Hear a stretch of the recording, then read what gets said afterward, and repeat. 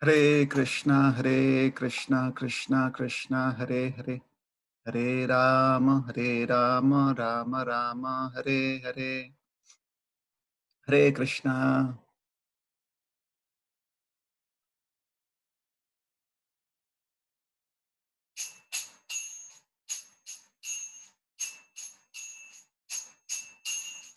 Jai Radha Madhava Kunja Bihari, Jaya Radha Madhava Kunja Bihari, Jaya Gopi Jana Vallabha Girivardhari, Jaya Gopi Jana Vallabha Girivardhari, Yashodanandana Braj Janaranjana, Yashodanandana Braj Janaranjana, Yamuna Tira Vanachari, Yamuna Tira Vanachari, Jaya Radha Madhava Kunja Bihari, Jaya Radha Madhava Kunja Bihari, Hare Krishna,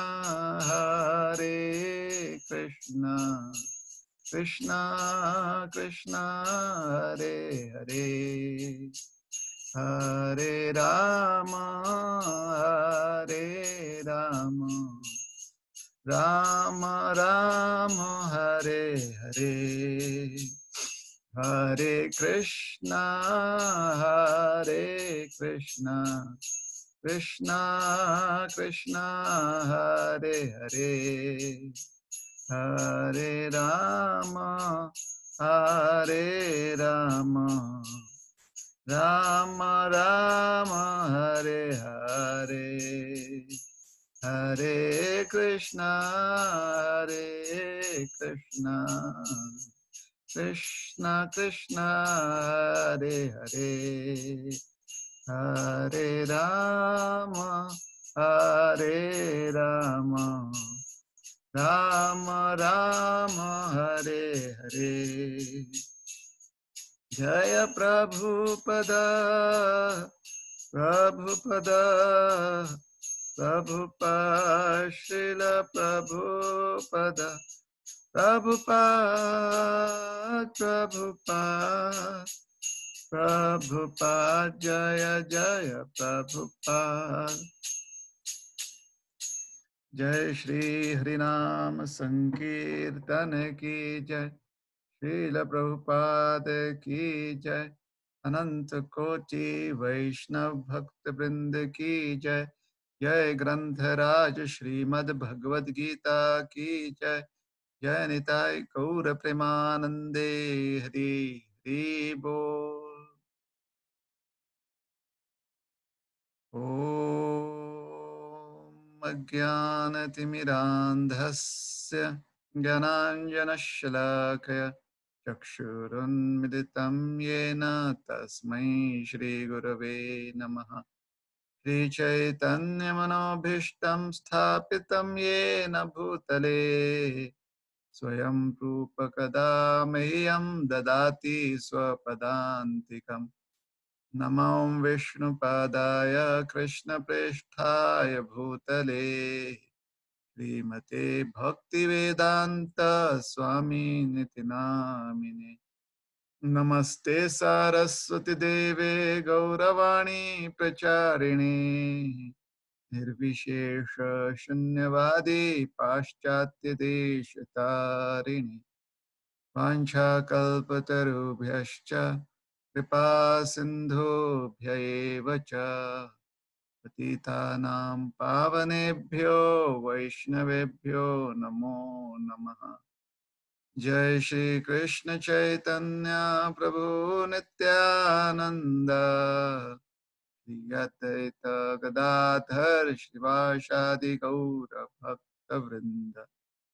हरे कृष्ण कृष्ण कृष्ण हरे हरे, हरे राम राम राम हरे हरे।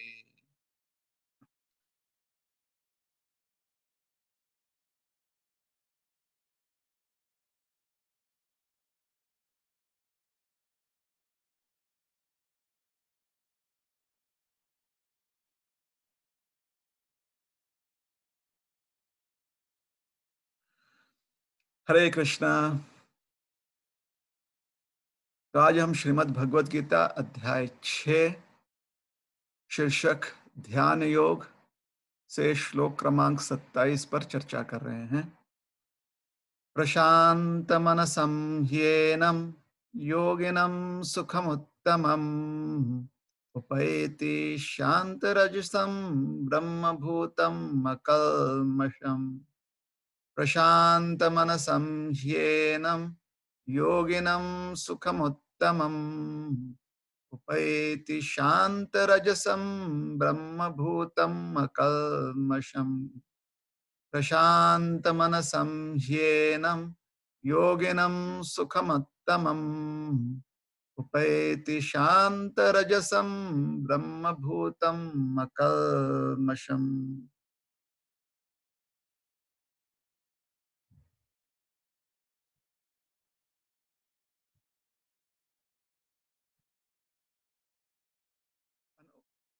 अनुवाद: जिस योगी का मन मुझ में स्थिर रहता है वह निश्चय ही दिव्य सुख की सर्वोच्च सिद्धि प्राप्त करता है। वह रजोगुण से परे हो जाता है, वह परमात्मा के साथ अपनी गुणात्मक एकता को समझता है और इस प्रकार अपने समस्त विगत कर्मों के फल से निवृत्त हो जाता है।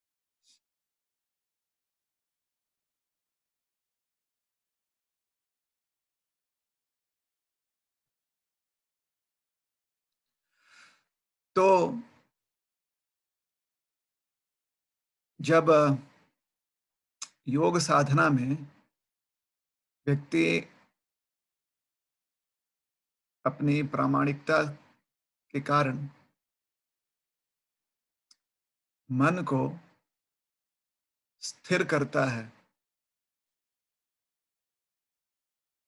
जो बाह्य जगत में मन के प्रलोभन है उससे मन को मुक्त कर लेता है, और जो मन में बहुत सारे वृत्तियां और संस्कार होती हैं उस पर भी काबू कर लेता है, और ध्यान द्वारा वह अपने मन को भगवान में, परमात्मा में लगाता है, तो उसका प्रभाव यह होता है कि उसका मन प्रशांत हो जाता है। यहाँ पर कहा गया प्रशांत मनसः। प्रशांत मनसः ही और एनम, एनम शब्द से उस योगी की चर्चा की जा रही है जो अपने प्रयास में सफल हो रहा है, और ही शब्द से यह सूचित किया जा रहा है कि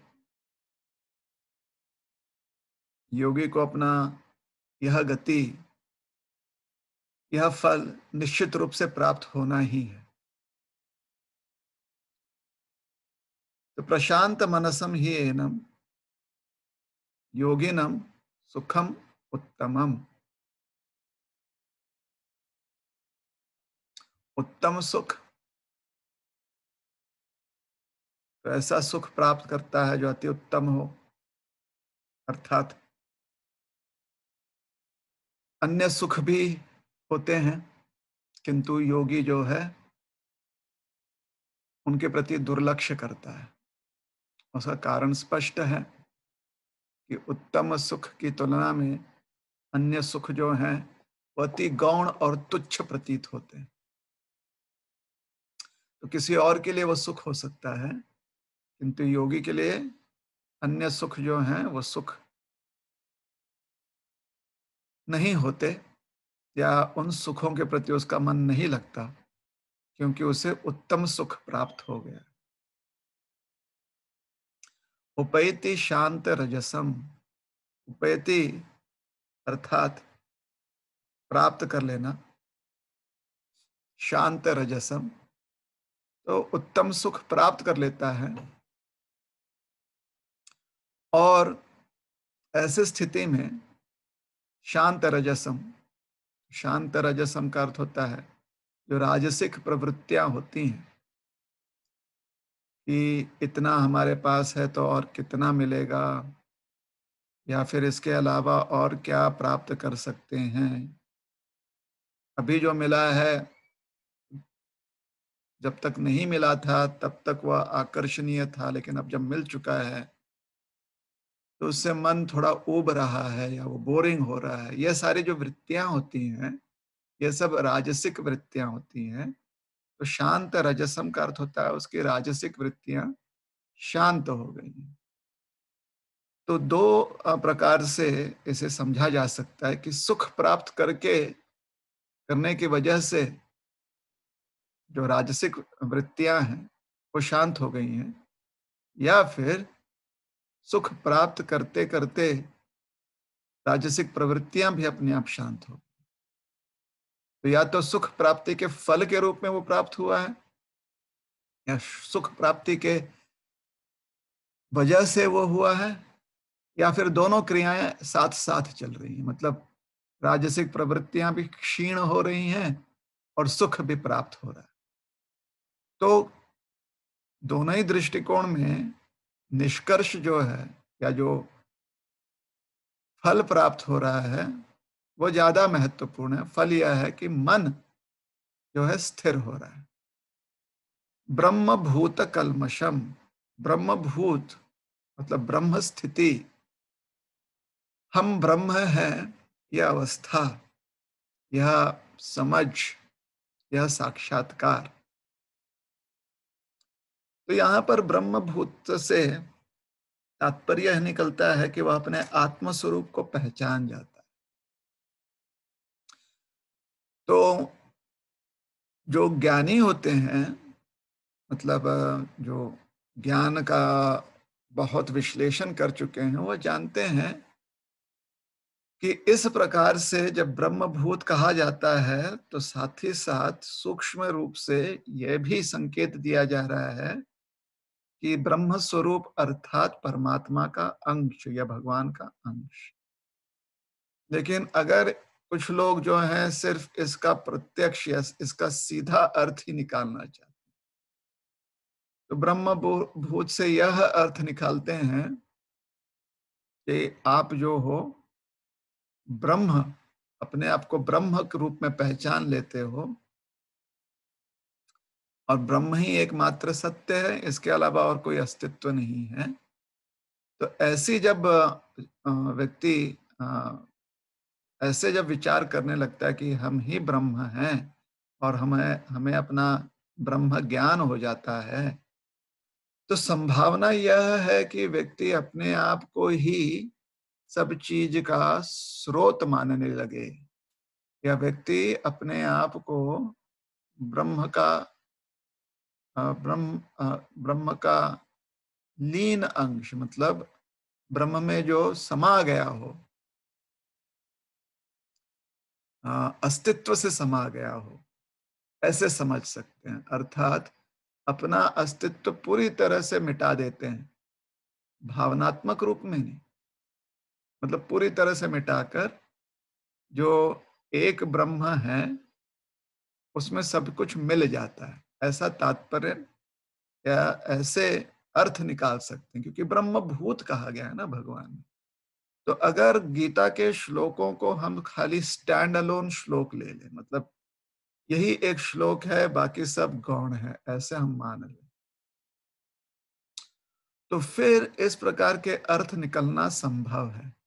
लेकिन अगर भगवत गीता को हम एक संवाद के रूप में देखें, तो संवाद में व्यक्ति अम, कुछ कहता है तो वो किसी और चीज से जुड़ा होता है, कोई स्टैंड अलोन नहीं होता, मतलब अपने आप में कोई स्वतंत्र विचार नहीं होता है। जब संवाद होता है, संवाद में ये होता है कि हर चीज एक दूसरे अ, हर वाक्य दूसरे वाक्य से जुड़ा हुआ होता है, ताकि अंततो गत्वा एक निष्कर्ष निकल जाए।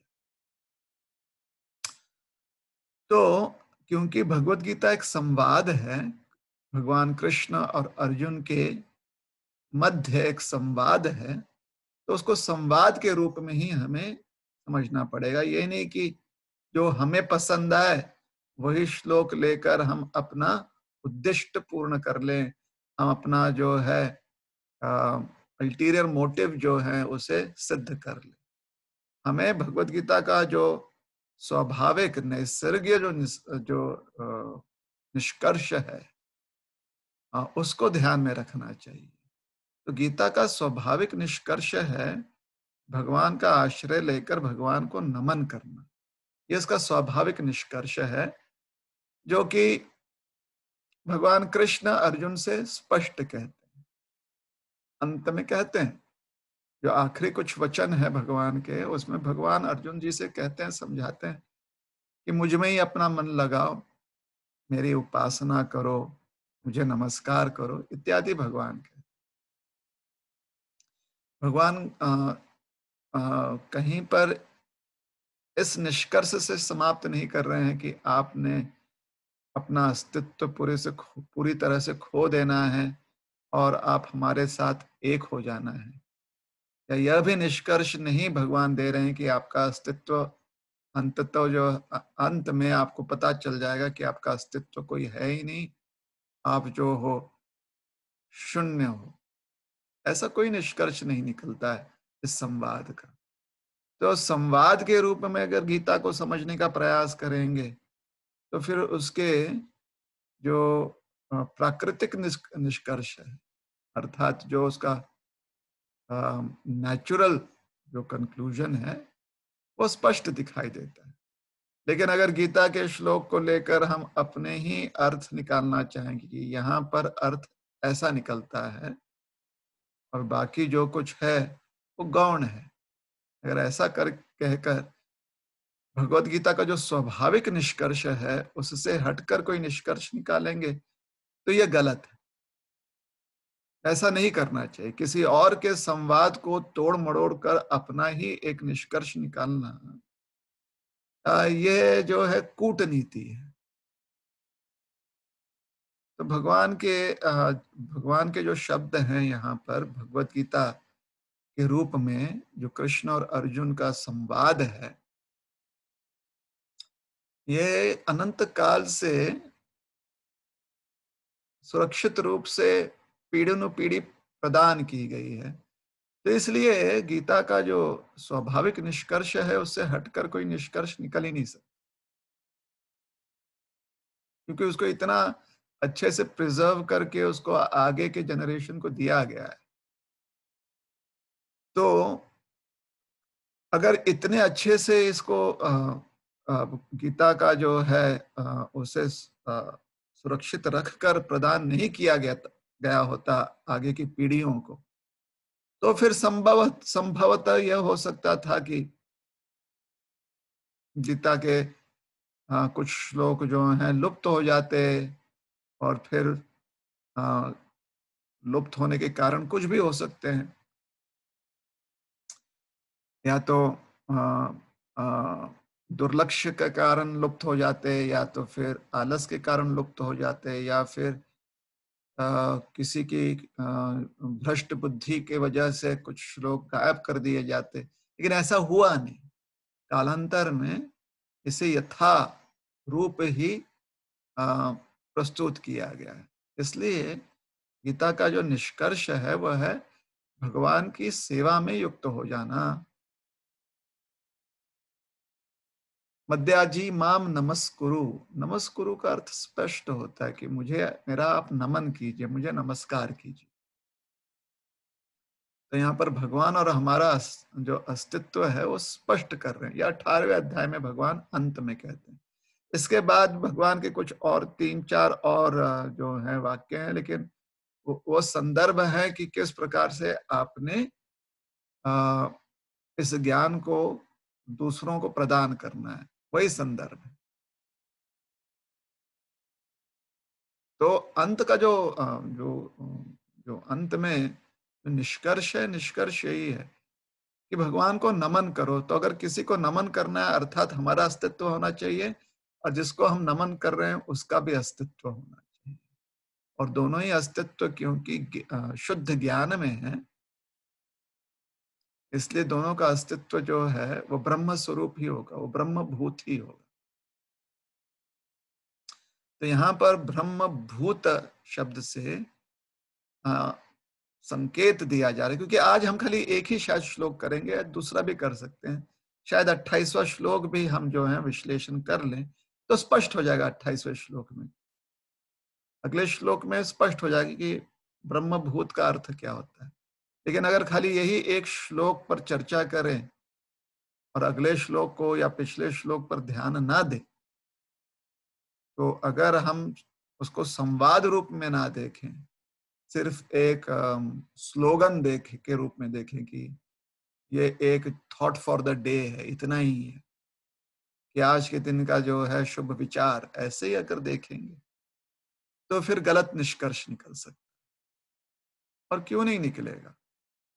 अगर किसी चीज को आप उसके अ, विलक्षण रूप में नहीं देखेंगे, उसके पूर्ण रूप में नहीं देखेंगे, जितना आप चाहते हैं उतना ही देखेंगे, तो फिर वैसे ही हो जाता है जैसे कि 6 अंधे व्यक्ति हाथी को समझने का प्रयास करें। एक तो अंधे हैं और ऊपर से हाथी के खाली एक ही अंग को समझने का प्रयास कर रहे हैं, क्योंकि हाथी इतना विशाल है।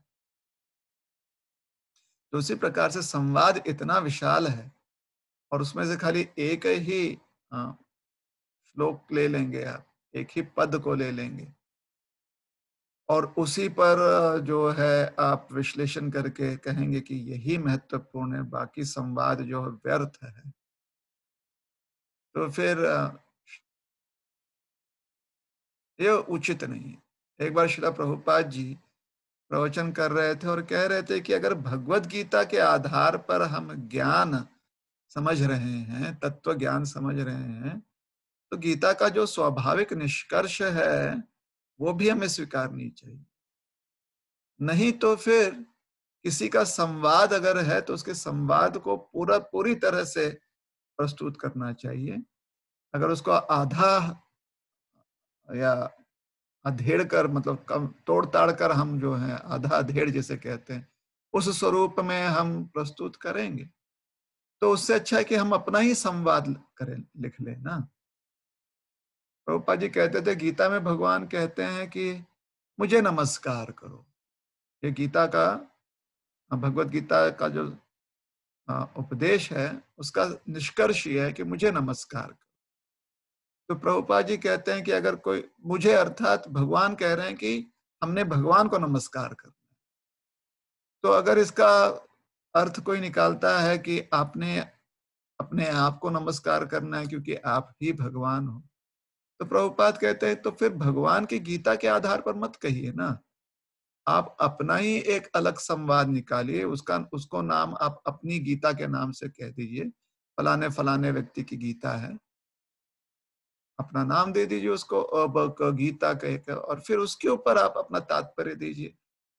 ये तो बहुत गलत बात है कि भगवान का जो संवाद है, भगवान ने जो भगवत गीता रूप में उपदेश दिया है, उसके आधार पर आप अपनी ही पूरी तल रहे हैं, है ना। तो ये नहीं करना चाहिए।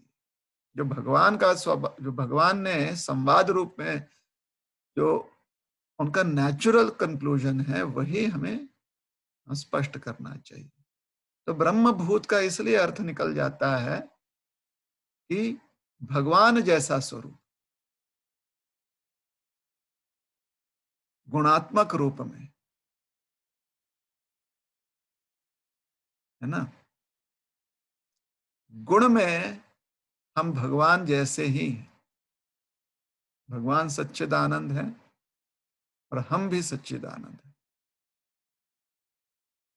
लेकिन क्वालिटेटिवली हम भगवान जैसे ही, क्वांटिटेटिवली प्रमाण में, है ना, यहाँ पर प्रमाण का अर्थ होता है क्वांटिटी। जैसे कितने प्रमाण में आपको क्रमांक मिले हैं, मतलब किस क्या नंबर है, कितना क्रमांक मिला आपको।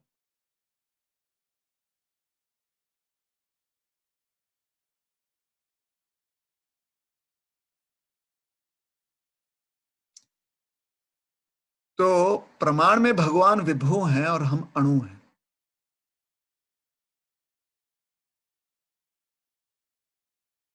जिस प्रकार से सूर्य और सूर्य किरण, सूर्य किरण जो है गुणात्मक रूप से सूर्य के समान है, लेकिन प्रमाण में सूर्य के तुलना में सूर्य किरण जो है अणु है और सूर्य जो है विशाल है। तो ब्रह्म भूत का अर्थ होता है कि हमारा स्वरूप बिल्कुल परमात्मा के स्वरूप जैसा है गुण में। तो हम भी आत्मा हैं और भगवान भी आत्मा है, लेकिन हम अणु हैं, इसलिए हम सिर्फ आत्मा हैं, और भगवान विभु हैं, इसलिए परमात्मा है। और जो आत्मा है वो आत्मा ही है, अणु ही है। जो परमात्मा है वो परमात्मा है। नित्य शब्द से यही अर्थ निकलता है ना। अगर हम भी आत्मा हैं, भगवान भी आत्मा है, आत्मा का अर्थ होता है नित्य। आत्मा से यही तात्पर्य निकलता है ना। आत्मा अगर हम कहते हैं तो उसका अर्थ होता है नित्य। तो इसका मतलब है कि परमात्मा भी नित्य है, हम भी नित्य हैं। तो अगर परमात्मा नित्य है तो नित्य परमात्मा है। नित्य जो है वो विभु आत्मा है, वो विशाल आत्मा है, प्रमाण में बहुत बड़े हैं हमसे। और हम भी आत्मा हैं, हम भी नित्य हैं, अर्थात हम हमेशा से अणु हैं। तो अपने इस ब्रह्म स्वरूप को पहचान लेना, इस अपने ब्रह्म स्वरूप का साक्षात्कार हो जाना, इसे कहते हैं ब्रह्म भूत। और जब ब्रह्म भूत स्वरूप को व्यक्ति पहचान लेता है, जैसे कि सोने को अपने असली स्वरूप का ज्ञान हो जाता है। कैसे? जब सोना खान से निकाला जाता है ना, खान होती है, गोल्ड माइंस माइंस होती हैं। माइन में से जब सोना निकाला जाता है तो उसके ऊपर अलग अलग प्रकार के गंदगी हो सकती है। वो गंदगी नहीं कह लें, कह सकते हैं कि अलग अलग प्रकार के उसके ऊपर अन्य धातु हो सकते हैं, अन्य जो हैं कंपाउंड हो सकते हैं, जिनका जहाँ पर सोने का खान होता है वहां पर और भी कुछ मिनरल्स हो सकते हैं। तो इनके साथ मतलब सोने के ऊपर अन्य कुछ जो है रसायन अगर हो, केमिकल्स अगर हो, कुछ सोने के साथ चांदी भी अगर है या कुछ और है, तो सोना है। सोना जो है उसमें अ, प्राकृतिक कोई भी बदलाव नहीं आता। मतलब ना तो ऑक्सीडेशन होता है, ना रिडक्शन होता है, संभवतः। हाँ, जब तक आप जोर जबरदस्ती ना करें उस सोने के साथ, मतलब उसको बहुत ही ज्यादा हाई टेम्परेचर पर ना लेकर जाएं, तब तक उसमें कोई परिवर्तन नहीं होता है सोने में। लेकिन चांदी में परिवर्तन होता है। चांदी जो है अगर आप बाहर चांदी को ऐसे ही छोड़ दें तो ऑक्सीडेशन हो जाता है चांदी का, तो काला पड़ जाता है चांदी। उसी प्रकार से लोहे में जंग लग जाता है। अ, अन्य जो धातु होते हैं, मैंगनीज होते हैं या कॉपर होता है, इन सब का ऑक्सीडेशन होता है। मतलब इन पर कोई रासायनिक प्रक्रिया होने की वजह से जो प्रकृति करती है, रासायनिक प्रक्रिया, रासायनिक परिवर्तन हो जाता है। सोने में ऐसा नहीं होता। लेकिन सोना जब खान से निकाला जाता है तो अक्सर बाकी भी चीजें होती हैं उसके साथ, जिसको कहते हैं इम्प्योरिटीज। तो सोने को शुद्ध करना पड़ता है। तो शुद्ध करने के लिए सोने को, जो खान से निकाला हुआ सोना है, उसको अग्नि में रख दिया जाता है। अग्नि में सोना पिघलता नहीं। बहुत, बहुत, बहुत तीव्र अग्नि हो, बहुत ही ज़्यादा टेम्परेचर हो, तो सोना पिघलेगा। तो होता क्या है, अग्नि में सोना रखने पर वो जो खान से निकाला हुआ सोने का जो ढेला होता है, वो रख दिया जाए अग्नि में, तो बाकी जो भी उसके इम्प्योरिटीज़ होते हैं, बाकी जो भी अन्य कुछ धातु हो, अन्य कुछ रसायन तत्व हो, वह सब अग्नि में जलकर पिघल जाते हैं, जलकर भस्म हो जाते हैं और फिर खरा सोना, जिसे कहते हैं ओरिजिनल सोना, तप्त सोना जो है, वो प्राप्त हो जाता है, शुद्ध सोना। तो ऐसे सोने को कहा जाता है अकल्मष या कल्मष रहित, मतलब शुद्ध सोना। उसी प्रकार से जब व्यक्ति ब्रह्मभूत स्तर पर पहुंच जाता है, मतलब तपो अग्नि से बीतता हुआ जो तपस्या की अग्नि है, उसमें अपने अस्तित्व को, अपने भ्रम को, अस्तित्व को नहीं, अपने भ्रम को जब भस्म कर देता है, तो वह भ्रम जब नष्ट हो जाता है, तो सिर्फ शुद्ध चेतना रह जाती है। उसे कहते हैं ब्रह्मभूत। और क्योंकि ब्रह्मभूत अवस्था को व्यक्ति प्राप्त हो चुका है, तो अकल्मषम मतलब कल्मष रहित, अकल्मषम। तो जितनी भी मैल थी, जितनी भी गंदगी थी, जितना भी भ्रम था, जितना भी अन्य जो है कल्पनाएं थी, वृत्तियां थी, सब समाप्त हो जाती हैं। इसे कहते हैं अकल्मषम। तो ब्रह्मभूत अकल्मषम। तो इतना सुंदर जो लक्ष्य है, उसे योगी प्राप्त कर लेता है। ये हो गई अष्टांग योगी की बात। क्योंकि अष्टांग योगी जो है, धारणा, ध्यान, समाधि और फिर ऐसे। तो धारणा ध्यान के अवस्था में, प्रत्याहार धारणा ध्यान के अवस्था में जो भी मन के विक्षेप थे, अपने धैर्य और दृढ़ निश्चय से वह योगी जो है मन को स्थिर करता है। जब मन स्थिर हो जाता है, प्रशांत, मनसम हीनम, प्रशांत हो जाता है उसका मन, और फिर वो ब्रह्मभूत स्तर को प्राप्त करता है, जहां पर दो चीजें जो है गायब हो जाती हैं। एक है शांत रजसम, रजस गायब हो जाता है, राजसिक प्रवृत्तियां गायब हो जाती हैं। दूसरा है कल्मशम, कल्मश का अर्थ यहाँ पर अज्ञान निकलता है, अज्ञान गायब हो जाता है। क्योंकि अज्ञान ये तमोगुण का भी लक्षण माना गया है, इसलिए एक अर्थ ये भी निकलता है कि व्यक्ति जो है रजो और तमोगुण के प्रभाव से पूरी तरह से मुक्त हो जाता है। इसलिए अब जो सत्व उसका बच जाता है, वो होता है शुद्ध सत्व। अक्सर सत्व जो है वो रजो और तमोगुण से थोड़ा बहुत प्रभावित होता है संसार में, इसलिए संसार में शुद्ध सत्व प्राप्त दिखाई नहीं देता। लेकिन जब योगी अपनी तपस्या में, अपने ध्यान में सफल हो जाता है, तो राजसिक और तामसिक वृत्तियां बिल्कुल गायब हो जाती हैं, मतलब लेश मात्र भी नहीं रह जाती। तो अब उसका सत्व जो है मात्र सत्व है, उसमें कोई और कल्मश नहीं है, उसमें कोई और इम्प्योरिटीज नहीं है, कोई और उसमें गंदगी नहीं है, मैल नहीं है। सत्व जो है 100% शुद्ध सत्व है। इसलिए ऐसे शुद्ध अवस्था को ब्रह्मभूत अवस्था कहा जाता है। ठीक है। तो इस ब्रह्मभूत शब्द को आगे भी भगवान प्रयोग करेंगे। 18वें अध्याय में भी भगवान ब्रह्मभूत शब्द का पुनः प्रयोग करते हैं, और संदर्भ यही है।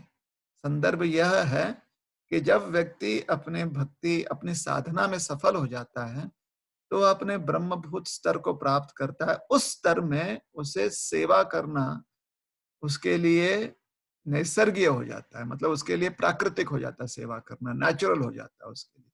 सेवा करना अपने स्वभाव अनुसार वो सेवा करता। तो ब्रह्मभूत अकल्मषम। तो प्रशांत मनसम ही एनम योगिनम सुखम उत्तमम उपैति शांत रजसम ब्रह्मभूत अकल्मषम। तो थोड़ा सा अभी ज्यादा तो विश्लेषण के लिए कुछ बचा नहीं, लेकिन थोड़ा बहुत विश्लेषण कर लेते हैं। तो अगर अकल्मष शब्द से एक अर्थ निकलता है कि तमो गुण से व्यक्ति मुक्त हो गया है। क्योंकि अकल्मष का अर्थ होता है अज्ञान, क्षमा कीजिएगा, कल्मष का अर्थ होता है अज्ञान, अकल्मष का अर्थ होता है अज्ञान से मुक्त। तो अज्ञानता क्या थी? अज्ञानता यह थी कि हम भगवान के सेवक नहीं हैं। यह इच्छा वृत्ति, क्योंकि अगर भगवान से विमुख होना है तो फिर हमें इस अज्ञान में रहना पड़ेगा कि हम भगवान के सेवक नहीं, मतलब सेवा नहीं करना चाहते। और जहां पर हम सेवा नहीं करना चाहते हैं वहां पर फिर संभावना है कि भोग प्रवृत्ति जागृत हो जाए। तो इस प्रकार से इस संसार में हमारा आगमन हुआ था कि धीरे धीरे भोग प्रवृत्ति जागृत हो गई और भगवान के हम सेवक हैं, यह ज्ञान जो है सुप्त होने लगा। तो अब जब हम साधना कर रहे हैं तो हम क्या कर रहे हैं? अपने सेवा प्रवृत्ति को पुनः जागृत करने का प्रयास कर रहे हैं। हम नाम जप करते हैं या हम भगवान जो भगवत कथा श्रवण करते हैं जिसे कहते हैं कथा सेवा, या हम अन्य कुछ सेवा करते हैं, तो इससे हम अपनी सेवा प्रवृत्ति को जागृत कर रहे हैं।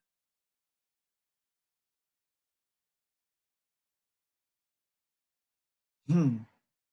और जहां पर आप सेवा प्रवृत्ति जागृत करते हो वहां पर भोग प्रवृत्ति कम होते जाती है। दोनों विरोधात्मक है, एक ज्यादा होगा तो दूसरा कम होगा। अगर भोग प्रवृत्ति ज्यादा होगी तो सेवा करने की इच्छा नहीं होगी।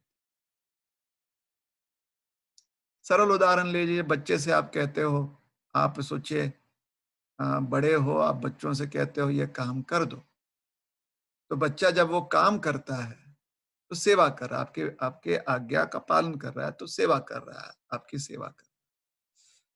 तो जब सेवा कर रहा है तो फिर बच्चा जो है अपने इच्छा अनुसार कार्य नहीं कर सकता। अच्छा, अगर बच्चा बोलता है कि आप बोलते हो कि ये काम कर दो, बच्चा बोलता है कि नहीं अभी नहीं करना है, अभी हम बिजी हैं, बाद में हम करेंगे, तो बच्चा जो है आपकी आज्ञा का पालन नहीं कर रहा है, तब वर्तमान में नहीं कर रहा है। आगे चलकर करेगा तो दूसरी बात है, अभी नहीं कर रहा है।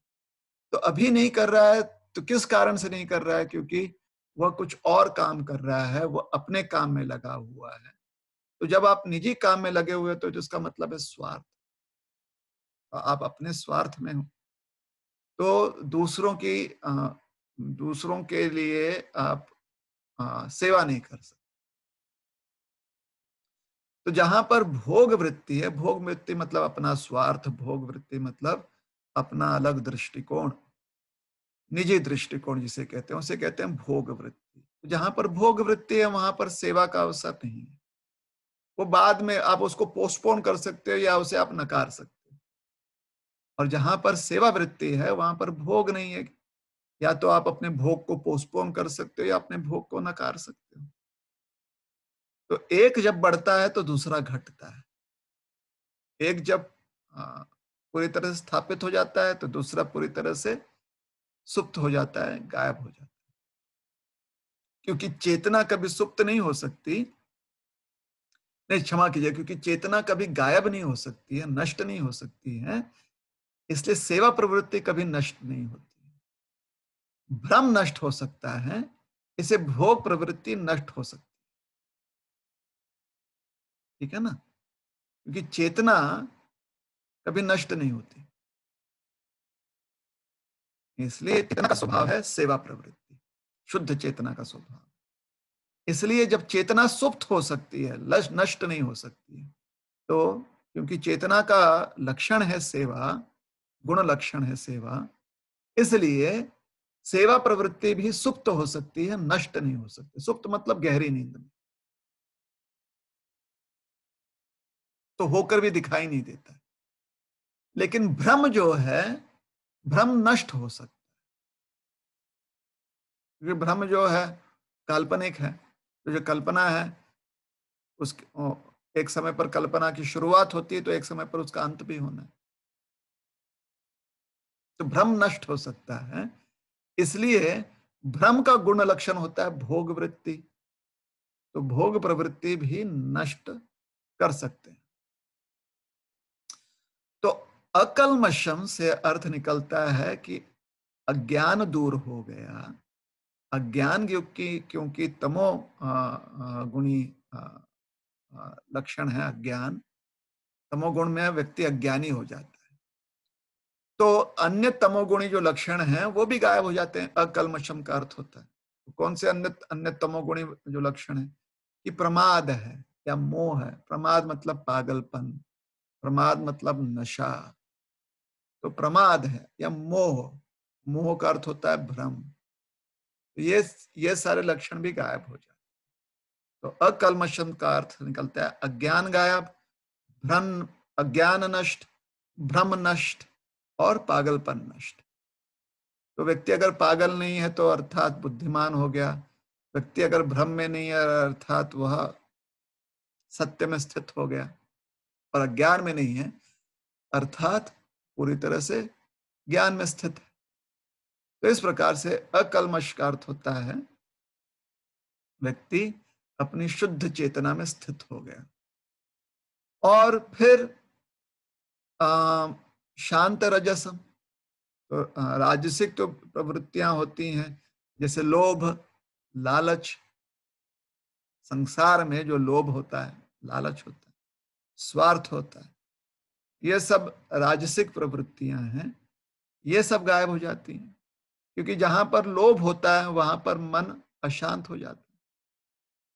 तो मन की अशांति भी गायब हो जाती है। जहां पर लोभ होता है वहां पर अलग अलग प्रकार की स्पृहा होती है या स्फुरना होती है।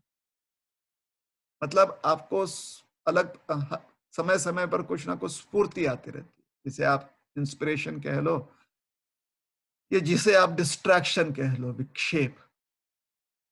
तो स्पृहा, स्पृहा मतलब अननेसेसरी एजिटेशन।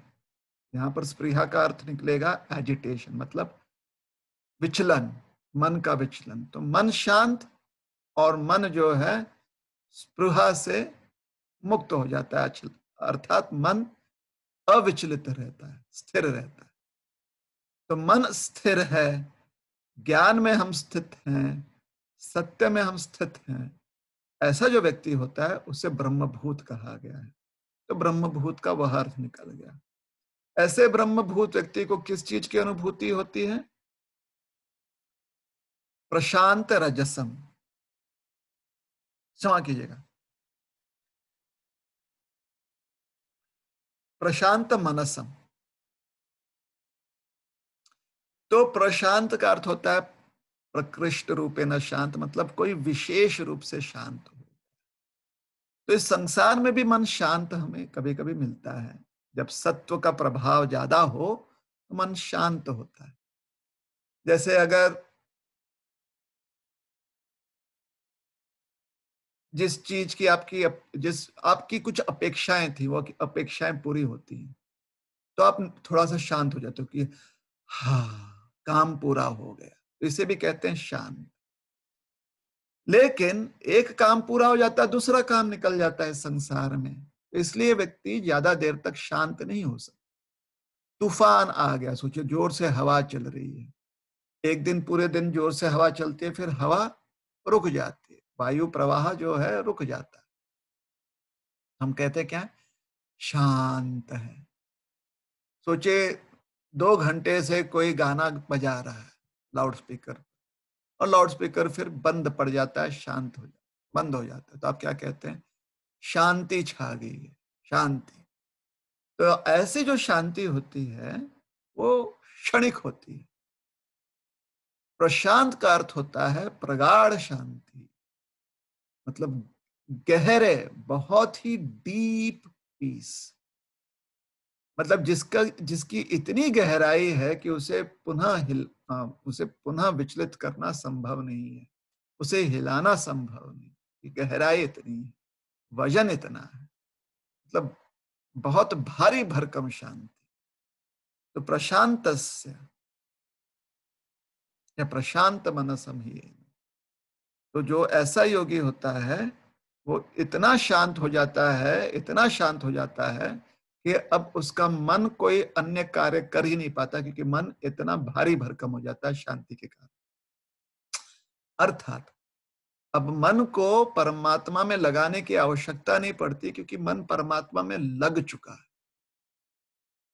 समझ रहे हैं इस बात को? देखिए, जब कुछ बरसाती नदियां होती हैं, जब बारिश होता है, तो पर्वतों पर पानी गिरता है, तो फिर धीरे धीरे पानी एकत्र एकत्र होकर एक धारा बनती है, और ये धारा नदी बन जाती है। ये नदी जो है तेज रफ्तार से दौड़ती है। कहाँ दौड़ती है? समुद्र की ओर। क्योंकि समुद्र जो है, इस भूमि पर, इस धरती पर अगर सबसे नीचा, सबसे जो धरातल पर स्थान है, मतलब सबसे निचला, जिसे कहते हैं ना मीन सी लेवल, मतलब बाकी जितना भी स्थान है इस भूमि पर, वो इससे ऊंचा स्थान, इससे ऊपर है। तो स्वाभाविकतः पानी जो है ऊंचाई से नीचाई की ओर बहता है। तो नदी तेजी से बहती है समुद्र तक पहुंचने के लिए। जैसे ही नदी समुद्र में पहुंच जाती है, फिर नदी का प्रवाह वहां पर समाप्त हो जाता है ना? क्योंकि नदी की इच्छा, अभिलाषा क्या थी? कि वो समुद्र तक पहुंचे। तो उसी प्रकार से मन जो है स्थिर कर कर अब क्या प्रयास कर रहे थे? कि मन परमात्मा में लगे। परमात्मा में लगने के लिए परमात्मा में मन को लगाने का प्रयास कर रहे थे। मन जो हमारा भौतिक तत्व है ना, ये भौतिक मन है। उसको संसार में न लगाते हुए परमात्मा में लगाने का प्रयास कर रहे थे। जब हमें साक्षात्कार हो जाता है अपने ब्रह्मभूत स्तर का, तो यही जो मन है, जब तक शरीर है तब तक हमारे पास ये भौतिक मन रहेगा। तो यही मन जो है, यह परमात्मा में लग चुका है। अब यह मन कहीं और नहीं जाने वाला। तो वह प्रयास जो हमारा था, जो वो कष्ट कर रहे थे, वो प्रयास, वो कष्ट बहुत कम हो जाता। अब हमें प्रयास ये करना है कि परमात्मा में मन लगा रहे। परमात्मा में मन लगाने का प्रयास नहीं करना है, क्योंकि मन लग चुका है। अब खाली प्रयास होता है योगी का कि मन परमात्मा में लगा रहे। तो फिर योगी जो है सेवा में लग जाता है। तो प्रशांत का अर्थ होता है कि मन का एक अलग, जो हमें प्रयास करना पड़ता था मन को लगाने के लिए, वह प्रयास अब पूर्ण हो चुका है। अब मन को भगवान में लगाने की का प्रयास हमारा पूरा हो गया। अब मन को भगवान में लगे रहने का प्रयास हमें करना है ना, कि मन भगवान में लगे रहे। तो मन तो स्वाभाविकता भगवान में लगेगा ही, क्योंकि भगवान इतने आकर्षणीय हैं कि मन स्वाभाविकता लग ही जाएगा। इसलिए प्रयास, अब एक बार मन भगवान में लग जाता है तो प्रयास ये होता है कि कितना और लगा सकते। मतलब अगर आप समुद्र में, सोचिए आपने समुद्र में डुबकी लगा ली, तो आप समुद्र के भीतर पहुंच गए। अब चारों तरफ पानी ही पानी। अब खाली आप इतना ही कर सकते हो कि और कितनी गहराई तक जाओ। जितनी भी गहराई तक जाओगे आप, आसपास सिर्फ पानी ही पानी दिखने वाला। ऊपर पानी, नीचे पानी, आपके चारों ओर पानी। जितने गहराई में जाओगे आप, उतने गहराई में पानी के अलग अलग आपके गुण लक्षण दिखाई देंगे। उसी प्रकार से परमात्मा में जब मन लग जाता है, अब गहराई में जा रहा है परमात्मा के, मतलब परमात्मा की जो सेवा है, उस सेवा की गहराई में जा रहा है। तो फिर उस गहराई का, उस सेवा का जो विलक्षण आनंद है, उस आनंद का और गहराई में उसे जो है अनुभूति प्राप्त होती है। सुख की अनुभूति और गहराई में प्राप्त होती है। तो यहां दुख का पूर्णतया अभाव है। जब तक हम मन को परमात्मा में लगाने का प्रयास कर रहे थे, वहां पर जो सुख है वो धीरे धीरे बढ़ रहा था, और दुख जो है धीरे धीरे घट रहा था। तो वहां पर भी सुख की गहराई में जा रहे थे, लेकिन वहां पर सुख की गहराई कैसे किस संदर्भ में थी? दुख के घटने के संदर्भ में। दुख घट रहा था। अगर गहराई में जाने से रुक जाते हैं हम, सुख के प्राप्ति में हम रुक जाते, तो फिर जितना दुख बचा हुआ है वो दुख हमें घेर लेता और हमें खींचता।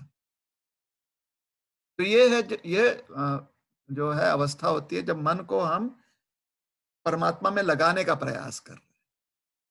लेकिन जब मन परमात्मा में लग जाता है तो दुख का अभाव है, दुख होता ही नहीं है। तो अगर सुख के गहराई में जाते जाते एक समय आप रुक जाते हो, तो आसपास आपको सुख ही सुख मिलता है। और गहराई का सुख उधर दिखाई नहीं देगा, लेकिन जितने गहराई तक आप हो वो सुख ही आपको मिलेगा। दुख लेश मात्र भी नहीं है वहां। प्रभुपाद इसी अवस्था को कहते हैं परफेक्ट, मोस्ट परफेक्ट, नहीं मोर परफेक्ट, मोस्ट परफेक्ट, फिर उसके आगे और मोस्ट मोस्ट परफेक्ट।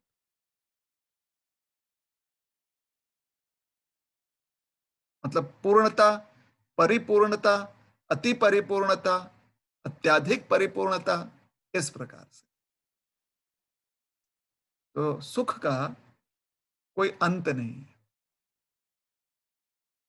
आनंद का कोई अंत नहीं है जब हम अपने ब्रह्म स्वरूप में स्थित हो जाते। ठीक है ना?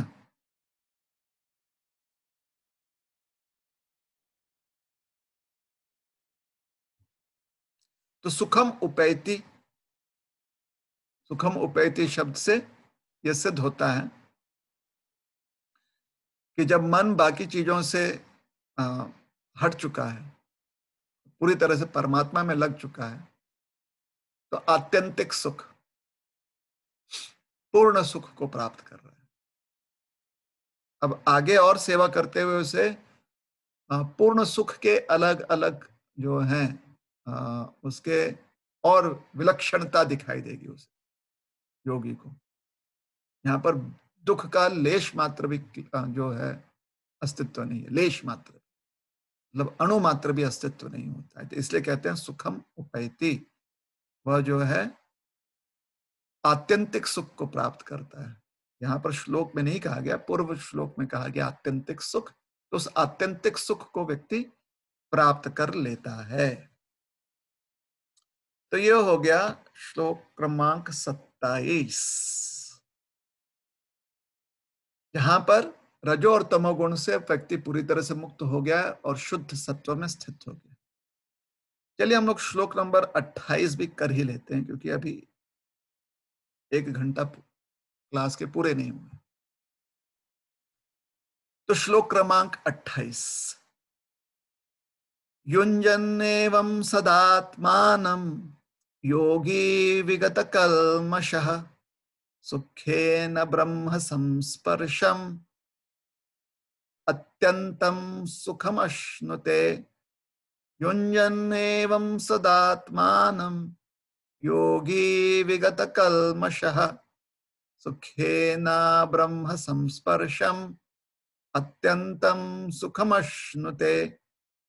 युञ्जन्नेवं सदात्मानं योगी विगत कल्मषः सुखेन ब्रह्म संस्पर्शम अत्यंतं सुखमश्नुते। तो यहां पर देखिए अत्यंतम सुखम शब्द का प्रयोग किया गया है और ब्रह्म संस्पर्शम शब्द का प्रयोग किया गया है। तो 28वां श्लोक जो है वो 27वें श्लोक में ब्रह्मभूत जो अवस्था है उसका और स्पष्टीकरण है, और जो सुख की अवस्था है उसका और स्पष्टीकरण है। इसलिए संवाद चल रहा है। देखिए ये दोनों जो हैं, अच्छा हो गया हमने 28वें श्लोक पर भी आज ही चर्चा कर ली, ताकि हम कनेक्शन देख सके कि किस प्रकार से बात अभी तक पूरी की गई नहीं है, बात पूरी नहीं हुई है। इसलिए अगर आधी अधूरी बात में ही रह जाएंगे तो गलत अर्थ लेकर आज हम जो हैं दिन भर अपूर्ण अर्थ लेकर दिन भर हमारा शायद निकल जाए, या हमारे आज रात जो है इसी अपूर्ण अर्थ के साथ रह जाए। तो हमने तो ऐसा किया नहीं। उस समय स्पष्ट कर दिया कि ब्रह्मभूत का अर्थ होता है परमात्मा के साथ अपना संबंध देखना कि परमात्मा जो है वह भी ब्रह्मभूत है, हम भी ब्रह्मभूत। परमात्मा नित्य ब्रह्मभूत रहते हैं, हम जो है अभी ब्रह्मभूत हुए हैं। ब्रह्मभूत होकर हम भ्रम से अज्ञान से मुक्त हो। परमात्मा जो है विशाल रूप से ब्रह्मभूत भूत हैं और हम अणुरूप से हैं, इसलिए वह आत्मा होते हुए भी परमात्मा है और हम आत्मा होते हुए सिर्फ आत्मा है, मतलब अणु आत्मा है।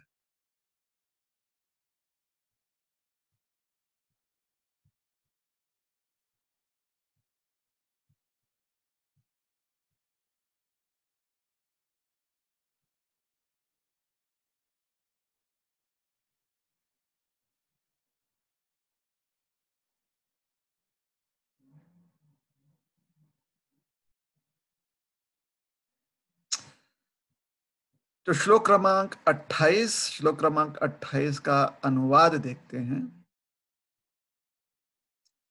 अनुवाद है, इस प्रकार योगाभ्यास में निरंतर लगा रहकर आत्म संयमी योगी समस्त भौतिक कल्मश से मुक्त हो जाता है और भगवान की दिव्य प्रेमा भक्ति में परम सुख प्राप्त करता है।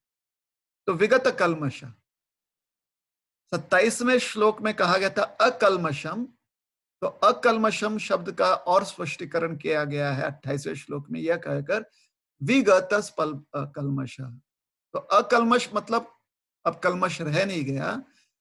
क्या हो गया कल्मश फिर अगर रह नहीं गया है? तो विगत चला गया, वो हमें छोड़कर चला गया, तो विगत कल्मश। तो देखते हैं, पहले प्रत्येक शब्द का थोड़ा सा अर्थ समझ जाए, उसके बाद थोड़ा और विश्लेषण अगर आवश्यक है, पदानुसार विश्लेषण आवश्यक है तो विश्लेषण भी करेंगे। युंजन एवं, है ना।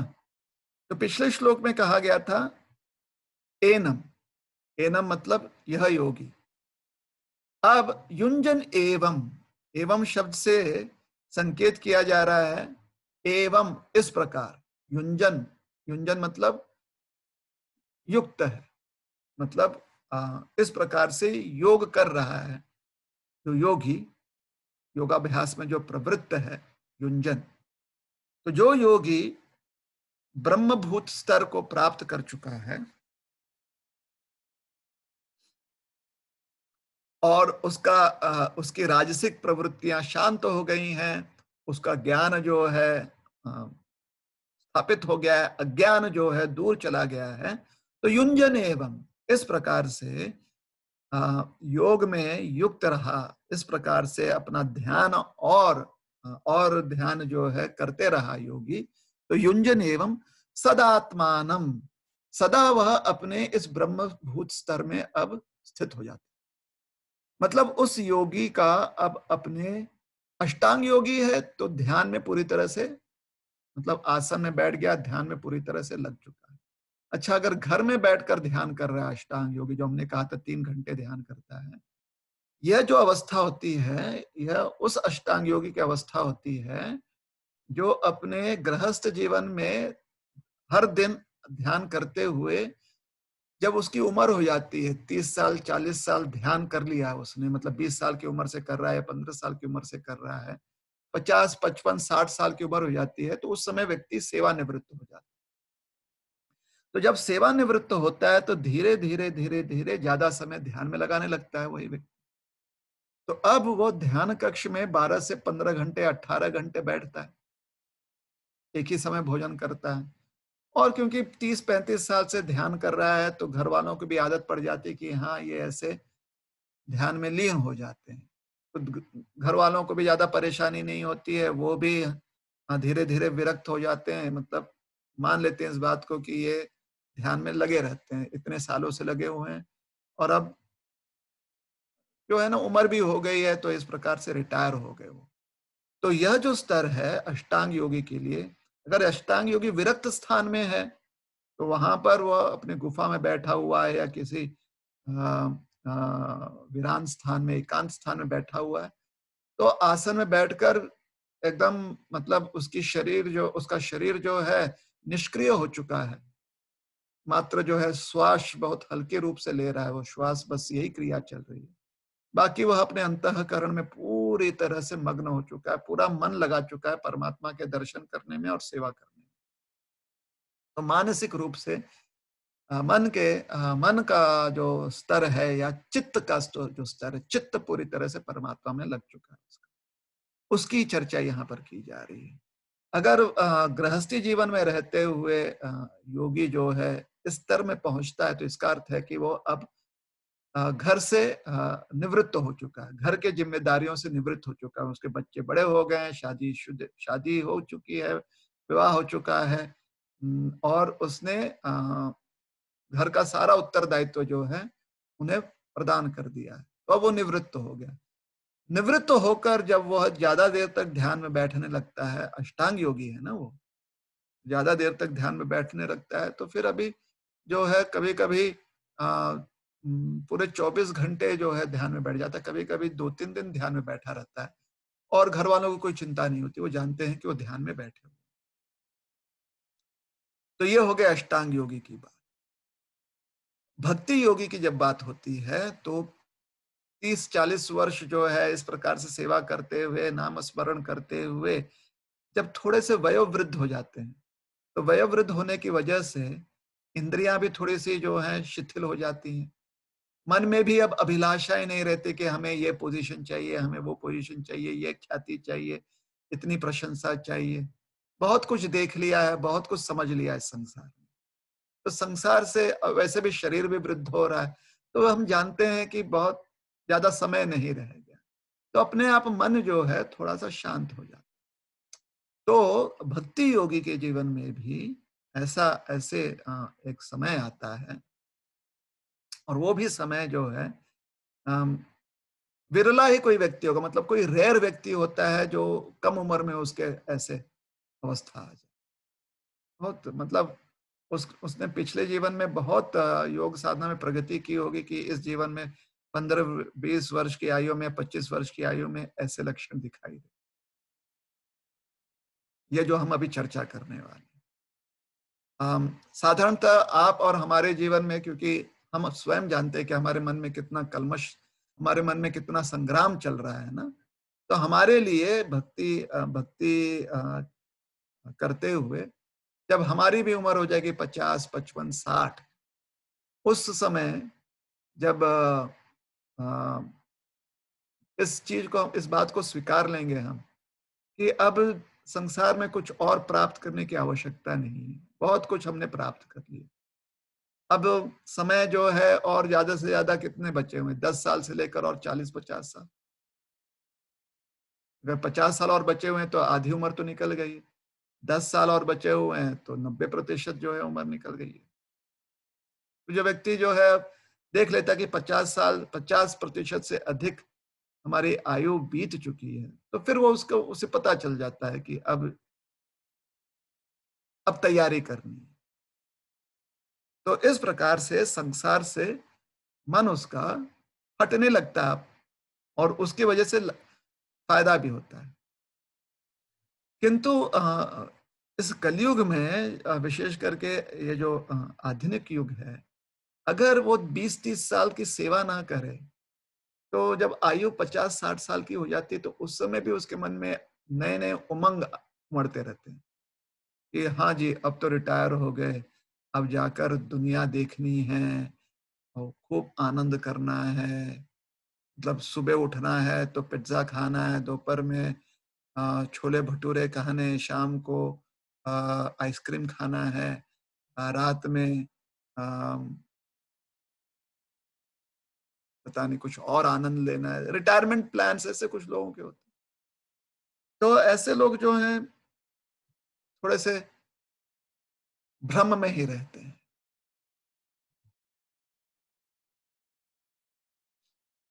उन्हें लगता है कि जीवन में कुछ ही समय बचा हुआ है, जितना मौज करना है मौज कर लो।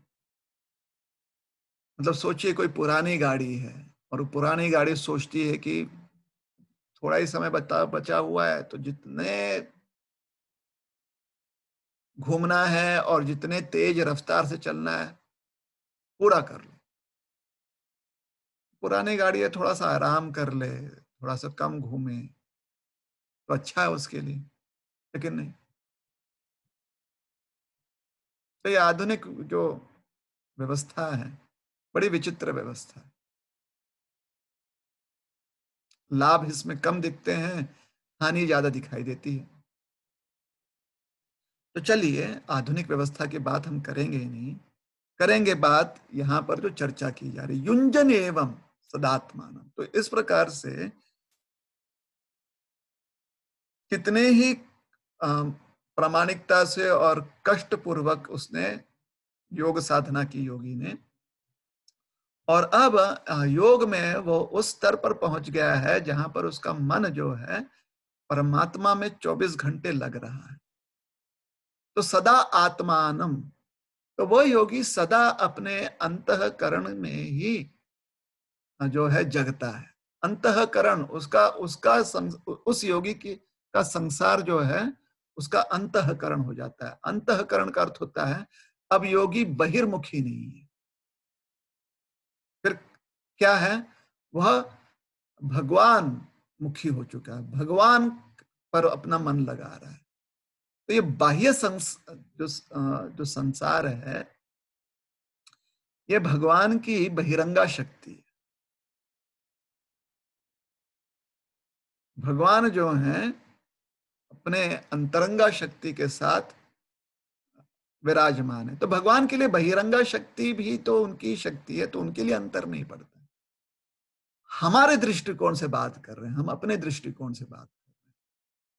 हमारे लिए ये जो संसार है, ये जो है भगवान की बहिरंगा शक्ति, और परमात्मा जो हमारे हृदय में स्थित है वो हमारा अंतरंगा जगत है ना। तो परमात्मा जो स्थित है हृदय में, वहां पर भगवान की अंतरंगा शक्ति होती है, योग माया शक्ति। बाहर है माया माया शक्ति, महामाया शक्ति। तो सदात्मानम का अर्थ होता है सदा व्यक्ति अपने आत्मा में, मतलब जो उसका स्वरूप है, जो उसका अस्तित्व है, उसमें स्थित रहता है। सदात्मानम, उसमें मन लगाया रहता है। अभी हमारा मन किसमें लगा हुआ है? अपने शरीर में। दूसरे के शरीर से हमें कुछ लेना देना है ही नहीं अभी, क्योंकि हम भ्रम के अवस्था में हैं। तो हमारा मन लगा हुआ है हमारे शरीर में, हमें लगता है कि हम शरीर हैं। जब हमें चोट लगती है तो हम दूसरे से क्या कहते हैं? तुम्हें लगी होती तो पता चलता कि हमें कितना दुख रहा है, यही कहते हैं ना। अर्थात दूसरों को दूसरों को जो दूसरे के जो शरीर है उसके उससे हमारा कोई भी संपर्क नहीं है। हाँ, दूसरे के शरीर को सिर्फ हम भोग के रूप में देखते हैं। जैसे हम खाना देखते हैं, या इस संसार में हम सोचिए कोई वृक्ष देखते हैं तो हमें लगता है इसके ऊपर चढ़ जाए। खाना देखते हैं हमें लगता है उसे खा लें। दूसरे का शरीर देखते हैं तो हमें लगता है कि किस प्रकार से हमें आनंद मिले उसके शरीर से। तो हम अपने शरीर को हमेशा आनंद दिलवाना चाहते हैं। तो अभी अ, हमारे हमारा ध्यान अपने शरीर में लगा हुआ। लेकिन जो योगी युंजन एवं जो योगाभ्यास में इतना प्रवीण हो चुका है, इतना जो है एक्सपर्ट हो चुका है, वह समझ गया शरीर और आत्मा का भेद। उसे स्पष्ट दिखाई देता है कि शरीर ये मैं नहीं। जिस प्रकार से हमें दिखाई देता है कि दूसरे का शरीर हम नहीं है, वो उनका शरीर है, उसी प्रकार से सदात्मान का होता है। वो व्यक्ति देखता है कि शरीर मैं नहीं हूं, आत्मा में हूं, इसलिए वह अपने आत्मा में स्थित होता है। जैसे अभी हम अपने शरीर में स्थित हैं, जब हम ब्रह्मभूत स्तर पे पहुंच जाएंगे तो हम अपने आत्मा में स्थित हो जाएंगे। आज जो कथन है ना, जो बात खाली शब्दों में कही जा रही, साक्षात्कार जब हो जाएगा तो वो सत्य हो जाएगा।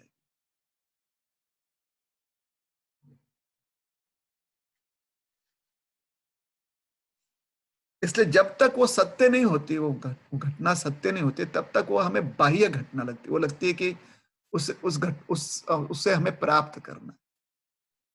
लेकिन एक बार जब उसे प्राप्त कर लेते हैं तब अब वह बाह्य है नहीं, वो हमसे दूर है नहीं, वो हम हमारे पास है, वो हमारा अस्तित्व बन गया है ना।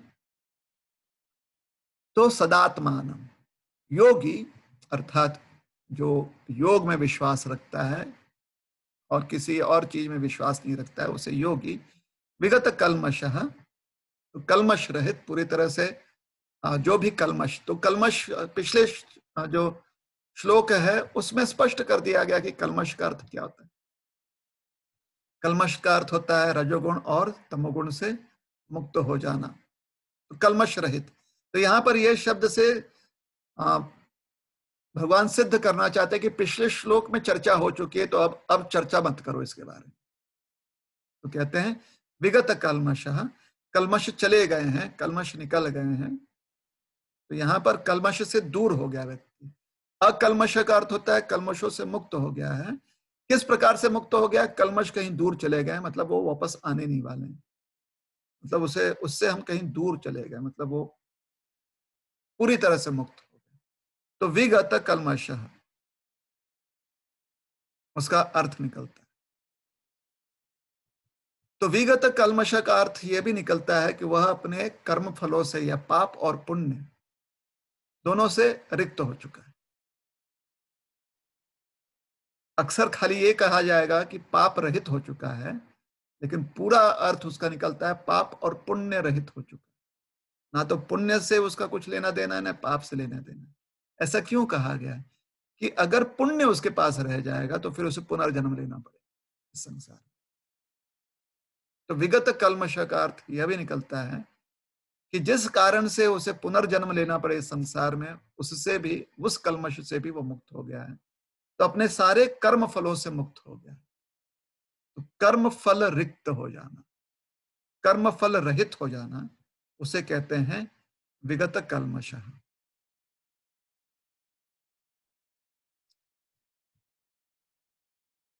सुखेन ब्रह्म स्पर्शम, तो एक तरफ जो है विगत कल्मश हो गया, अब सुखेन ब्रह्म स्पर्शम, तो ब्रह्म सुख प्राप्त कर लिया। ये तो पिछले बार हमने पिछले श्लोक में चर्चा हो गई है ना।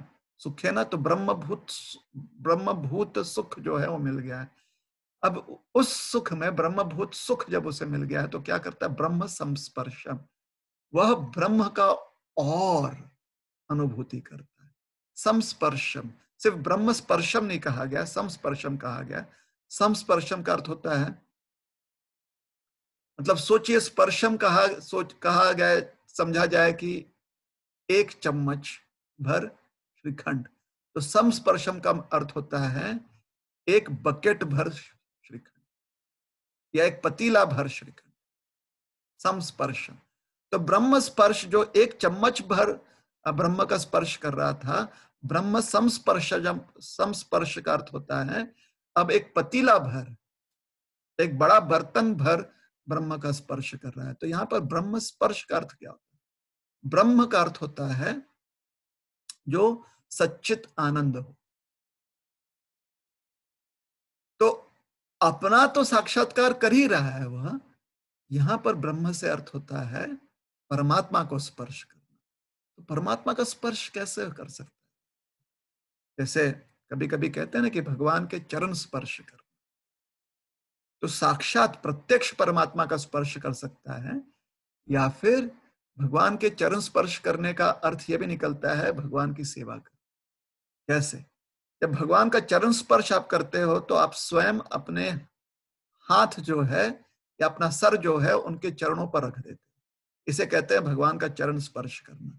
किंतु जब आप भगवान की सेवा करते हो तो भगवान अपना चरण हमारे सर पर रख देते, तो यहां पर भी चरण स्पर्श हो रहा है।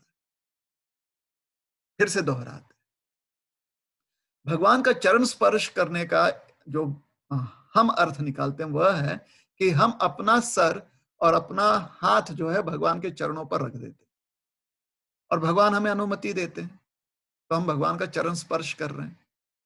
या फिर भगवान की ऐसी सेवा करते हैं कि भगवान अपना चरण हमारे सर पर रख देते, तो यहां पर भी भगवान का चरण स्पर्श हो रहा है। ठीक है ना। तो ब्रह्म संस्पर्शम का अर्थ होता है भगवान की ऐसी सेवा करते हैं कि भगवान हमें अपना आशीर्वाद देते हैं, अपना वरदान देते हैं। भगवान हमें आलिंगन करते हैं, हमारा आलिंगन करते हैं, अर्थात ब्रह्म संस्पर्श। मतलब सिर्फ संस्पर्शजम का अर्थ होता है कि परम ब्रह्म के साथ संपर्क जोड़ना। तो कैसे? सेवा करके। तो प्रभाव, ये सारा जो योग प्रणाली था, समाधि तक भगवान ने समझाया। उसके बाद भगवान ने पुनः ध्यान दिलवाया कि हमें अपने मन को हमारे सूक्ष्म वृत्तियों से भी मुक्त करना चाहिए। फिर समझाया कि हम ब्रह्मभूत जो है अवस्था में स्थित हो जाएंगे। तो ब्रह्मभूत अवस्था में स्थित हो जाएंगे, ये प्रभाव है हमारे मन को नियंत्रित करने का। ब्रह्म सुख प्राप्त हो जाता है, ये प्रभाव है ब्रह्म को नियंत्रित करने का। वही प्रभाव और विस्तार से भगवान इस 28वें श्लोक में समझा रहे हैं, जहां पर कहा जा रहा है सुखे न ब्रह्म स्पर्श। तो पर ब्रह्म सुख, यहां पर सिर्फ ब्रह्म सुख की बात नहीं की जा रही, यहां पर पर ब्रह्म सुख। पर ब्रह्म सुख का अर्थ होता है कि हम पर ब्रह्म नहीं हो रहे हैं, बल्कि पर ब्रह्म से हमें जो सुख प्राप्त हो रहा है। एक सुख प्राप्त होती है जब हम अपने ब्रह्म स्थिति को पहचान जाते हैं, जब हम मुक्त हो जाते हैं ना संसार से, और देखते हैं कि अब सच्चित आनंद है, तो वह एक सुख की अनुभूति होती है। और दुख, दूसरे सुख की अनुभूति होती है जब हम परमात्मा के साथ संबंध देखकर सेवा का आनंद प्राप्त करते हैं। तो उसे कहते हैं आ, मतलब विलक्षण ब्रह्म सुख। वो विलक्षण ब्रह्म सुख, मतलब एकदम विशाल काय अद्भुत ब्रह्म सुख, अति ब्रह्म सुख कह लीजिए उसे, जो भी, मतलब बहुत ही ज्यादा, बहुत ही ज्यादा, बहुत बहुत बहुत बहुत बढ़ते रहता है, बढ़ते रहता है, बढ़ते रहता है, जो कभी भी घटता नहीं, क्षण प्रतिक्षण बढ़ते रहता है। तो ब्रह्म संस्पर्शम। तो जब ऐसे ब्रह्म का स्पर्श कर लेता है व्यक्ति, तो फिर कैसे उसका मन संसार में लग सकता है? नहीं लगता है। तो अब हमने बात कर ली अष्टांग योगी की। तो भक्ति योगी के जीवन में क्या होता है देखिए। क्योंकि भक्ति योगी भगवान की सेवा कर रहा है, तो संसार में अभी भी व्यवहार कर रहा है। अष्टांग योगी की बात जब हमने की तो दो दृष्टांत दिए। एक था जो वीरान स्थान में जाकर काफी समय, काफी वर्षों तक जब ध्यान करता है, तो फिर भगवान में मग्न हो जाता है, तो स्थिर हो जाता है और मनस मानस सेवा में आनंद प्राप्त करता है। और वही आनंद सेवा निवृत्त होकर, मतलब परिवार से जो है अपने उत्तरदायित्वों से निवृत्त होकर, योगी अब जो है अपने घर में ही ध्यान कक्ष में दिन, 2 दिन, 4 दिन बैठे रहता है ध्यान में, और वही सेवा का आनंद ले रहा है, मानस सेवा का आनंद। अब भक्ति योगी के जीवन में, क्योंकि भक्ति योगी जो है वह कर्म में भी लगा हुआ है ना, तो उसके जीवन में होता क्या है, जब वो इस प्रकार से ब्रह्म स्पर्श क्षम करता है, मतलब भगवान के साथ वो जुड़ जाता है, तो अगर किसी वृक्ष को देखता है तो उसे लगता है ये वृंदावन का कल्प वृक्ष है, और उसको आलिंगन करता है। वो कहीं पर कोई सरोवर देखता है तो उसे लगता है कि ये राधा कुंड है, कृष्ण कुंड है। उसे लगता है ब्रज का कोई सरोवर है, तो उसमें कूद जाता है। अगर वो कहीं पर पशु पक्षी वानर इत्यादि देखता है तो उसे लगता है कि ब्रज के पशु पक्षी हैं। कहीं पर सिंह सिंह देखता है, बाघ देखता है, हाथी देखता है, तो जाकर तेजी से उनको पकड़ लेता है। उसे लगता है कि ये ब्रज में रहने वाले हैं, सिंह, बाघ हैं, वानर इत्यादि हैं। सरोवर में अगर घड़ियाल देखता है, वो देखता है मगरमच्छ हैं, तो कूदी लगाता है उनको पकड़ने के लिए, कि उसे लगता है कि जैसे कृष्ण खेलते थे इनके साथ। या घड़ियाल देखता तो उसे लगता है कि गंगा गंगा देवी का ये वाहन है, तो उसे, तो इस प्रकार का व्यवहार करता है, जो संसार में लोगों को लगता है पागलपन है। हमेशा नहीं करता है, इसलिए घबराइए मत। घबराने की आवश्यकता नहीं कि हमेशा ऐसा व्यवहार करेगा।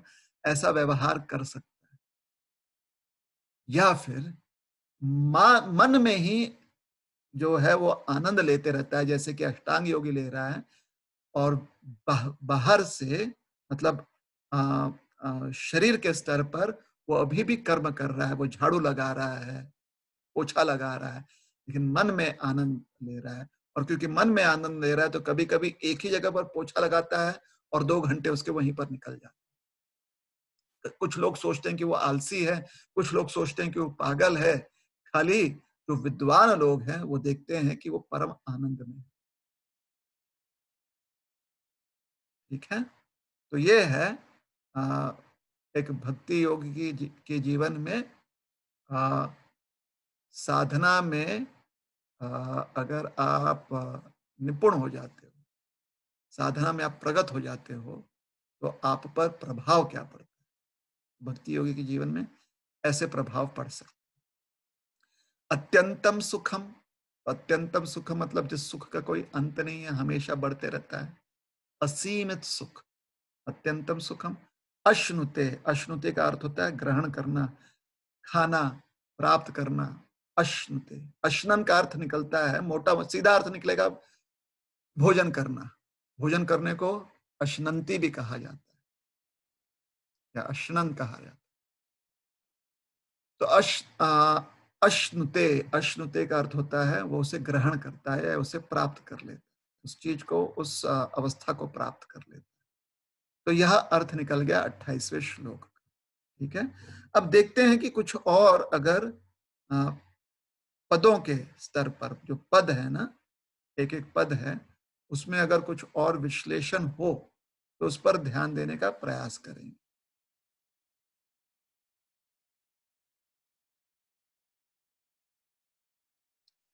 तो यहाँ पर जब युंजन शब्द का प्रयोग किया जा रहा है, युंजन एवं सदात्मानम, तो इसकी हमने विश्लेषण की कि मन अब पूरी तरह से भगवान में लग गया है, तो अब अभ्यास की आवश्यकता नहीं, लेकिन व्यक्ति निष्क्रिय भी नहीं होता। अभी तक योगी अभ्यास कर रहा था, किंतु अब वो आरूढ़ हो चुका है, मतलब योगारूढ़ हो चुका है। जैसे सोचिए आप साइकिल चलाना सीख रहे हैं या घुड़सवारी करना सीख रहे हैं, तो पहले आप अभ्यास करते हो, बाद में आप इतने प्रवीण हो जाते हो उस कार्य में, इतनी प्रवीणता प्राप्त कर लेते हो कि कभी-कभी साइकिल पर चलाते-चलाते आप हाथ छोड़कर भी, हैंडल छोड़कर भी साइकिल चला लेते हो खाली बैलेंस करते हुए। कभी-कभी आप उसके ऊपर कसरत करते हो, उसके ऊपर अलग-अलग प्रकार के करतब करते हो।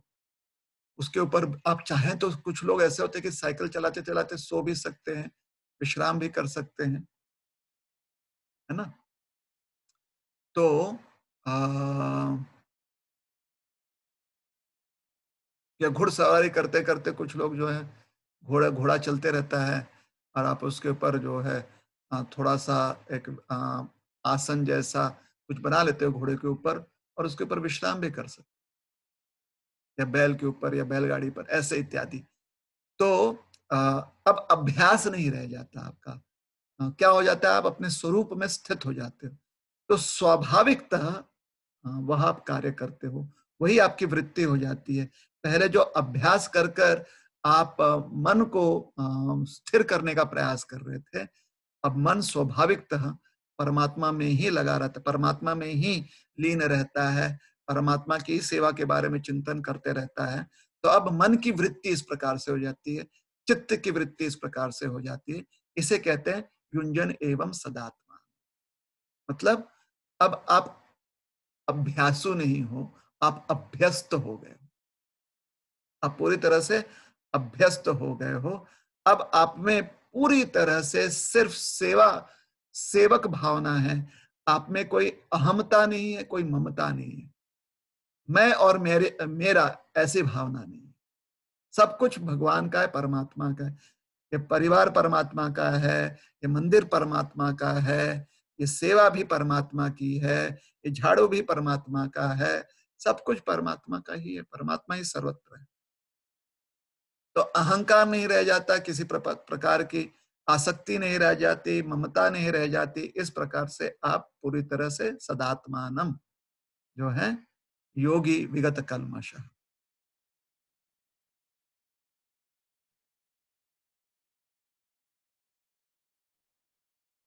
ठीक है, और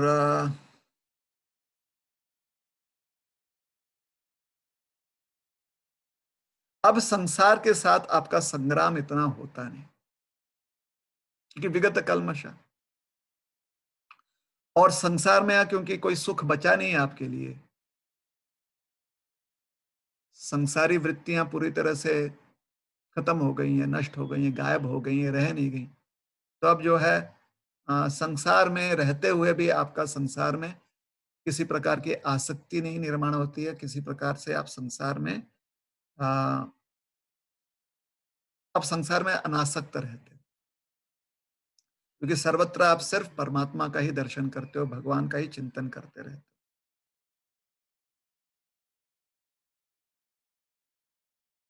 इस प्रकार से आप में अ, आप और भगवान में अब ज्यादा अंतर नहीं रह जाता, आप नित्य भगवान के सानिध्य में रहते हो। मतलब जैसे एक बच्चा होता है ना, कभी कभी चलते चलते पिता का हाथ पकड़ कर चल रहा है तो थक जाता है, तो क्या करता है बच्चा, लटक जाता है पिता के हाथ पर, और फिर लटक कर पिताजी जो है उसका भार उठाते हैं, वो लटक रहा है हाथ में, लटका हुआ है, और उसके पैर जो हैं जमीन से उठ गए हैं, फिर भी वो आगे बढ़ रहा है। उसी प्रकार से पहले संसार पर जो हम निर्भर थे, अब वही संसार में हम विचरण करते हैं, लेकिन संसार पर निर्भर नहीं है, भगवान पर निर्भर है। मानो जैसे कि एक बच्चा अपने पिता के हाथ पर लटक कर आगे बढ़ रहा है। तो इसे कहते हैं सुखेन ब्रह्म संस्पर्शम, ब्रह्म संस्पर्श, पूरी तरह से परमात्मा पर लटक जाता है। तो ऐसा लगता है कि जैसे बच्चा पिता के हाथ पे लटक जाता है, तो ऐसा लगता है कि उस पिता के हाथ का ही एक अंश हो गया है। उसी प्रकार से परमात्मा के साथ हम इतना जुड़ जाते हैं कि हमें और परमात्मा में अब अंतराल नहीं रह जाता, बस भगवान के बहुत निकट पहुंच जाते हैं, भगवान के साथ एक नहीं होते। ये फिर बात दोहराएंगे, हमारा अस्तित्व हमेशा से अंश के रूप में है, सेवक के रूप में है। तो सेवा हम कभी त्यागते नहीं, सेवा का आनंद हमेशा चाहते हैं, लेकिन भगवान हमारे पिता भी हैं ना, तो उन पर हम निर्भर हो जाते हैं। तो इस प्रकार से पूरी तरह से तल्लीन हो जाता है व्यक्ति भगवान में और भगवान की सेवा। तो यह 28वें श्लोक का तात्पर्य है। चलिए यहाँ पर समाप्त करते हैं, 1.5 घंटे हो गए। अगर आपके मन में कोई प्रश्न है तो आपने कमेंट सेक्शन में उसे पूछना है। कमेंट सेक्शन में आपने और भी अपने अभिप्राय व्यक्त करने हैं, जो भी बात आपको अच्छी लगी, जो भी पॉइंट अच्छा लगा, उसे भी कमेंट सेक्शन में लिखकर आप भेजें।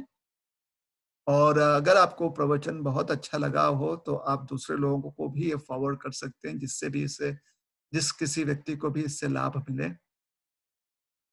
आप चर्चा करते रहिए भगवान के बारे में, ये सारे हम बहुत अच्छी-अच्छी बातें सीख रहे हैं। जो लोग क्रमशः हमारे साथ इस श्रृंखला में हैं, निश्चित रूप से काफ़ी कुछ आपने और हम मिलकर सीखा है। तो कितना अच्छा लग रहा है, कितना आनंद हो रहा है हमें। तो इसे बाँटिए, इसे दूसरों को भी दीजिए। अ, ज्ञान दूसरों को देने से और आनंद बढ़ता है। ठीक है ना? यूट्यूब चैनल पर भी ये प्रवचन जो अपलोड किए जाते हैं। अगर आप वहां पर सुनना चाहते हैं, किसी को यूट्यूब लिंक देना चाहते हैं, तो यूट्यूब पर हमारा चैनल है इस्कॉन औरंगाबाद मीडिया। वहां पर आप हमारे नाम से जो प्रवचन है वो सारे वहां पर स्टोर किए गए हैं, और वहां पर आप देख सकते हैं। तो अभी तक तो कोई भी प्रश्न हमारे पास नहीं आया है, तो बहुत अच्छी बात है। इसी तरह से आप सुखी रहें, आनंदी रहें, कृष्ण भावना भावित रहें, भगवत गीता का जो आनंद अमृत है उसका आस्वादन करते रहें। हरे कृष्ण। ग्रंथराज श्रीमद् भगवत गीता की जय। श्रील प्रभुपाद की जय।